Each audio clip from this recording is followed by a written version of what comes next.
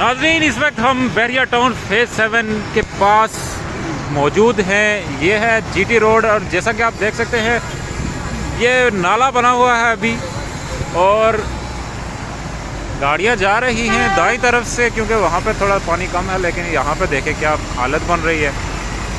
یہ دیکھیں گاڑیاں ڈوب چکی ہیں آدھی, سیلاب سا آ چکا ہے یہاں پر. یہ دیکھیں جی ٹریکٹر کس طرح سے جا رہے ہیں. او موٹر سائیکل والے بھائی کدھر جا رہے ہو؟ او یہ دیکھو جی, یہ دیکھو جی موٹر سائیکل والے بھائی, یہ ان کو یہ کس چکر میں.